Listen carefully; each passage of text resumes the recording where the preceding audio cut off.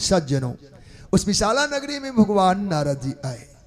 नारद जी को चिंता थी, वो कथा हम सुना देते हैं 2 शब्दों में। तो चिंता मग्न व्यक्ति क्या होता है, अगल बगल दाएं बाएं कुछ नहीं देखता, सामने वाले को भी समझ नहीं पाता, कोई बैठा भी है अपनी धुन में खोया रहता है। राह चले तो उसको ज्ञान नहीं होगा कि रास्ते में कोई और भी जा रहा है। ऐसे भगवान श्री नारद जी जा रहे थे और उत्तर दिशा की ओर विशाला क्षेत्र में आ गए 4 ऋषि, सनक, सनंदन, सनातन, सनत कुमार सत्संग कर रहे। सत्संगी महात्मा है। कैसा सत्संग जीवन में आना चाहिए, ये सत्संगी सनकादि की परंपरा हमारे घर घर में आ जाए तो भूल कभी जीवन में होगी नहीं। साथ ही सनातन धर्म पर में जो आज आंच आई है ये कभी नहीं होता, कमी यहीं से शुरुआत है।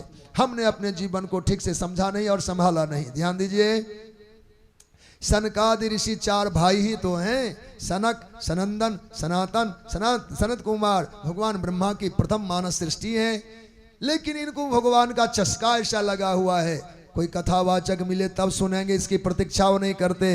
कोई श्रोता मिले तब कथा करेंगे, ऐसी भी प्रतीक्षा वो नहीं करते। 4 भाई तो कम होते हैं क्या, आप सुनाने लग जाते हैं। 3 भाई जिन जिन विषयों का, बल्कि सभी विषयों का वो तो मर्मज्ञ पंडित हैं।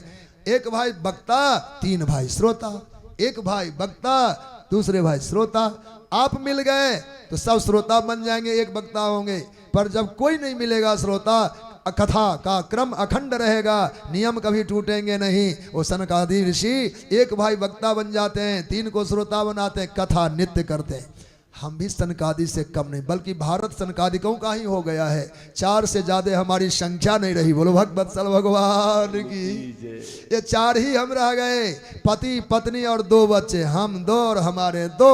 ये सनकादिकों की भूमि भारत। दोहरा लिया अपने जीवनचर्या को, हम 4 हैं, 4 से कम कोई है नहीं।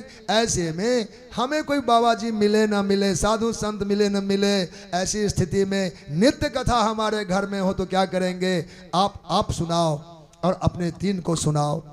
आपके पति सुनावे, आप 3 को सुनावे। लेकिन हम दोनों थोड़ा बहुत समझदारी ले लिया, हमको छोड़ देना, आपको छोड़ देना। पकड़ना उन बच्चों को जिनकी दिशाएं आज भुला गई हैं, जिनके लिए पाश्चात्य का अभी कह सकते हैं ओलापात होने लगा। ये बादल नहीं है, ओले की चोट खा रहा है हमारा प्रकृति, हमारा भारतीय समाज। तो उन बच्चों को बनाओ गुरु। बेटा 1 पेज बेटा रामायण सुना दे। स्कूल से आते बस्ता रखते, अच्छा देखे अब बढ़िया टोफी लाएंगे, देंगे। पर तुम हिंदी जानते हो, संस्कृत नहीं पढ़ पाए, कोई बात नहीं बेटा 1 पेज पढ़ के सुनाओ तो 1 पेज। ऐसे नित्य 365 दिन बच्चों से कथा सुनो। और इस कथा का लाभ हमें तो होगा ही, लाभ खास होगा उन बच्चों को जो आज बिना चर्वित, जैसे गाय भैंस से पशुधन रात में घास खाती है, दिन में घास खाती, चबाती कब है, रात में।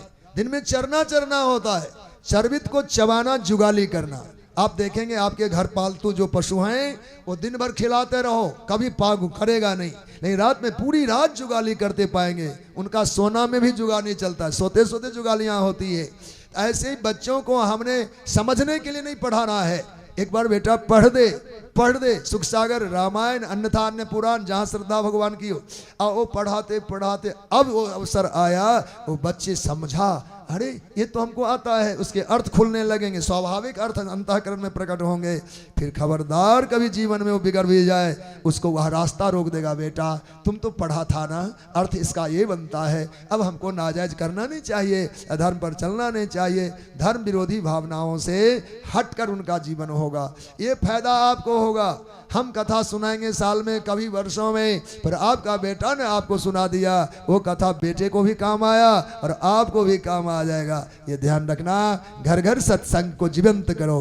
बोलो भक्त वत्सल भगवान की जय।